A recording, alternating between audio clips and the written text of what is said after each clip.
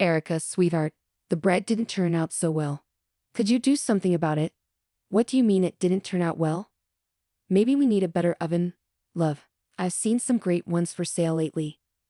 Okay, I'll discuss it with Mrs. Stacy. My name is Erica Walson, and I'm 35 years old. I work from home as a full-time Forex trader.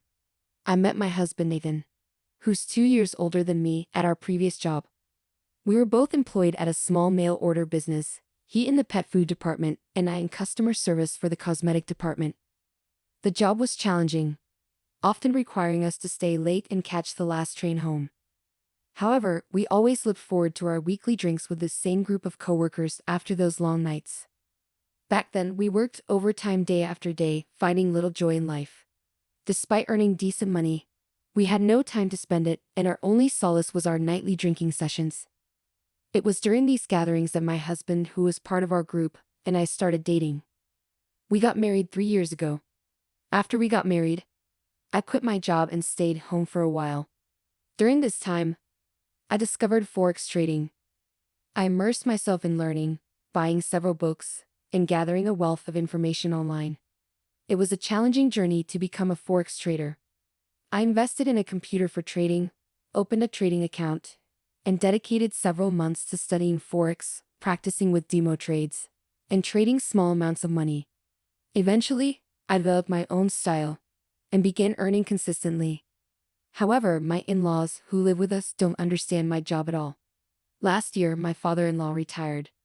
They were living on their own in public housing, and my husband, concerned about their financial situation, invited them to move into our 3-bedroom condo.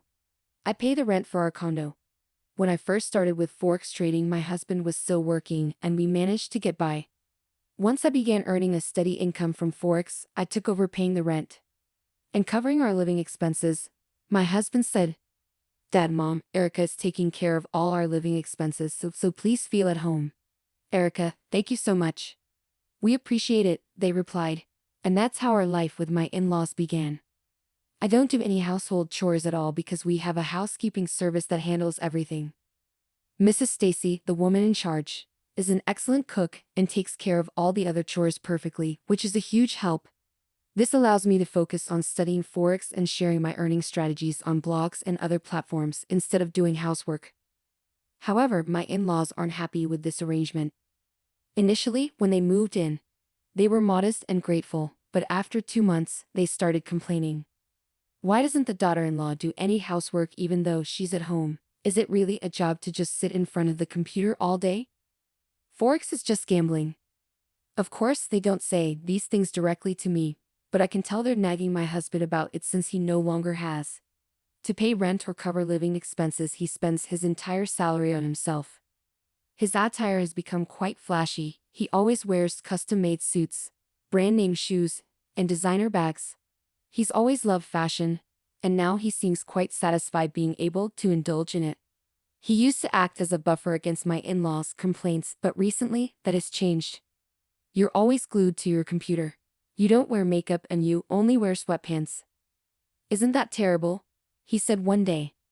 "Wait, what do you mean? It's terrible. Do I need to dress up and put on makeup just to be at home?" I replied. "You might be okay with it, but it doesn't match me," he responded. "What do you mean it doesn't match you? We're at home. What does it matter?" "It does matter. Don't you want to look cute for me?" "Cute? What are you talking about? Is that really necessary?" Ever since that conversation, my husband has started complaining about me along with my in-laws. One evening after dinner, as I was heading to the bathroom, I overheard a conversation coming from the living room. "What's with Erica? Is she making fun of us? She always has a bad attitude." "Yeah, she's making fun of us. She thinks we're poor because we lived in public housing." "That's right, I feel the same way. She doesn't do anything around the house because she wants to act like she's above it all. Anyone can do Forex. Erica studied a little bit and started making $20,000 a month. I can do it too."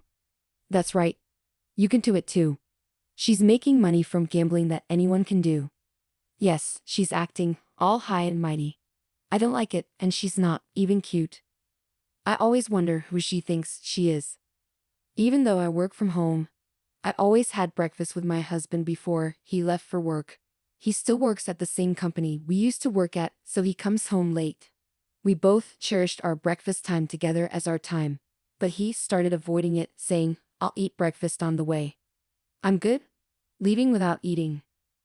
My mother-in-law sneered at my husband's behavior. Yeah, Aiken. Must be getting tired of a woman who doesn't fulfill her duties as a wife. It's only natural. Duties of the wife. Isn't it enough that Mrs. Stacy is managing all the household chores flawlessly? Talking about traditional wife duties seems outdated. Outdated? We hold on to old-fashioned customs. I received plenty of scolding from my mother-in-law too. What do you mean by scolding? As long as the housework is taken care of, isn't that sufficient? I'm the one covering the expenses. Expenses? Do you think I'll stay silent if you bring up money for a few living expenses? My mother-in-law, who had been living without the burden of covering living expenses, seemed to be using money to socialize with others her age, in her apartment building. I noticed her purchasing and flaunting expensive brand name bags multiple times. Similarly, my father-in-law was investing his entire pension into his golf hobby. I even spotted a new set of golf clubs in our hallway. Meanwhile, I was the one footing the bill for rent and all other living expenses. I couldn't fathom what these people were up to with my in-laws having nowhere else to go. I had no choice but to endure it. About a month after Ethan stopped having breakfast with me, his business trips became more frequent. He claimed to be involved in a new business venture, considering importing LEDs from Korea, which led to a significant increase in his trips there. He mentioned another trip scheduled for the upcoming weekend. During one of Ethan's absences, I decided to have lunch with my friend Lily at a nice Italian restaurant we had previously visited with Ethan. However, to my surprise, I spotted him there, despite supposedly being on a business trip to Korea. Lily and I were enjoying our wine when she pointed him out, saying, "Isn't that Ethan?" I turned to see Ethan, leaving the restaurant with another woman. That can't be him, can it? He's supposed to be in Korea, I muttered, bewildered. Lily tried to dismiss it, but it was undoubtedly Ethan. He appeared to be spending the weekend with another woman while claiming to be on a business trip. The woman was petite and exuded a youthful charm. She seemed to be in her early 20s, much younger than Ethan, who is 37.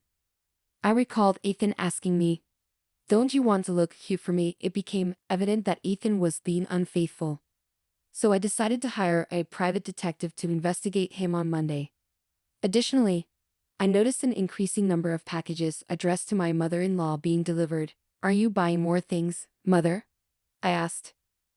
"Do I need your permission?" she retorted. "No, that's not what I meant." It appeared that my mother-in-law had developed a penchant for online shopping, indulging in more brand-name bags and accessories. With the proliferation of counterfeit products online, I wondered if she was aware of the risks. Sure enough, one day while Ethan was at work and I was in my room working, she approached me and said, "I need your opinion on something." "What is it?" I asked. "Come with me," she urged. In the living room, she had opened a package. I purchased 5 bags because they were on sale, but they appeared to be counterfeit. You have to be cautious when shopping online, especially for branded items. I advised upon inspection, it was clear that the items were indeed counterfeit. I couldn't help but wonder how much she had spent on these knockoffs. "What should I do about this?" she asked me. "You should attempt to negotiate a return with the seller," I suggested. She tried contacting the seller but struggled to find their phone number. When she finally did, it turned out to be disconnected. Emailing them proved futile as well, with no response. In the end, she had paid a total of $3,000. The e-commerce website seemed legitimate at first glance, but it offered brand name bags at unrealistically low prices. Since she had paid via bank transfer, she could have sought recourse through her credit card company.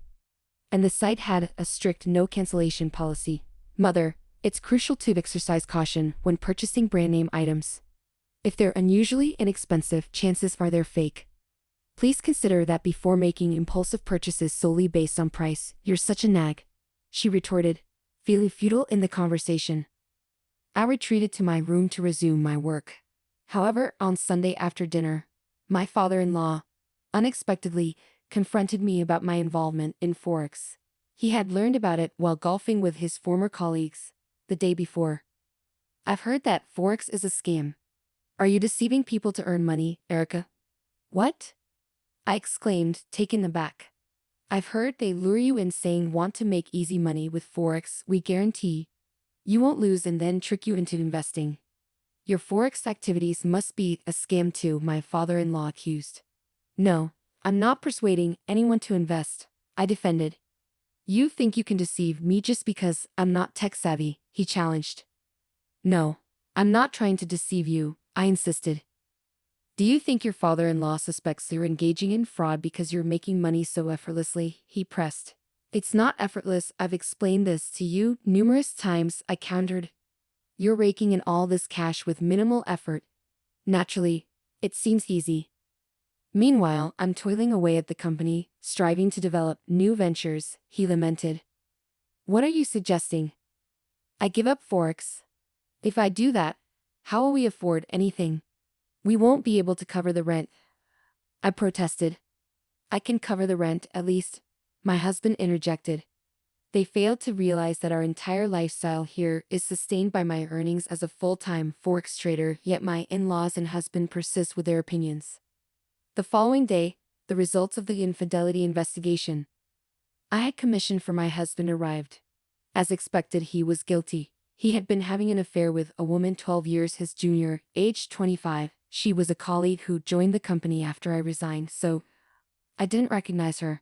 However, it seemed he had indeed traveled to South Korea for business on several occasions. I spent the next few days grappling with the investigation's outcome. How should I confront this? It's inevitably leading to divorce. That evening, after Stacy from the housekeeping service had prepared dinner and departed, my mother-in-law broke the tense silence. Erica, after discussing it with Ethan and your father-in-law, we've come to a decision. We're not comfortable with you being here. We want to live as a family, just us. Please leave, she stated firmly. My husband hadn't returned from work yet. We don't want to rely on money earned through deceitful means. Your attitude, acting as if you know everything, is not appreciated. This decision was made after a thorough discussion with Ethan. Erica, we need you to go, she reiterated. I felt an unexpected sense of relief. All right, I replied calmly. The absence of my husband at that moment made it clear that any remaining feelings for me had long dissipated. It dawned on me that I had never been obligated to care for these individuals in the first place. That day, I packed my belongings and relocated to a hotel temporarily. Shortly after, I initiated, "We need your help." What happened exactly? According to my ex-husband, after I left the apartment, he ventured into a new business endeavor called LED import sales, importing specialized LED lights from a manufacturer in South Korea for use in factories and hospitals. Unfortunately, the lights turned out to be severely defective. Reports stated that the sockets of the LED lamps were detaching, posing a danger of the bulbs falling out and rendering them unusable. Consequently, all the LEDs were returned. Despite attempts to reach out to the South Korean manufacturer, language barriers and vague contracts prevented any resolution. The venture proved to be a colossal failure, resulting in substantial losses. Eventually, he was compelled to resign. What was he even thinking? I muttered to myself. Subsequently, he decided to pursue a career as a full-time Forex trader himself, using what little savings he had left to purchase a computer and start trading. However, lacking proper education and experience, he made a significant trade that ended in disaster, swiftly depleting his savings. Meanwhile, my ex-father-in-law attempted to invest his remaining savings in the stock market to augment his funds. Unfortunately, due to poor timing, his efforts ended in failure. With their finances in shambles, they found themselves unable to afford rent or secure alternative accommodations, leading them to come to me kneeling in desperation. But we're already divorced, aren't we? I reminded them. Yes, we are. But please, we need your help. I'm begging you, my ex-husband pleaded. What happened to your young girlfriend? I couldn't resist asking. After I lost my job, I lost touch with her, my ex-husband admitted. Well, it's not surprising she wouldn't stick around for someone who's lost their job, I remarked. Erica, you're the only one I want now. Let's give our marriage another chance, he pleaded. That's right, Erica. We realize now that we misjudged you. We're truly sorry, my ex-in-laws chimed in earnestly. Erica, I owe you an apology too. I misunderstood. Forex trading and wrongly accused you of wrongdoing, my ex-husband added. I decline, I replied firmly.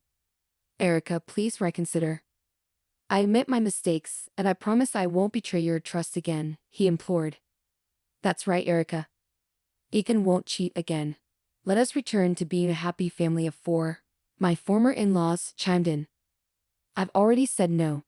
If you persist, I will involve the authorities, I warned firmly.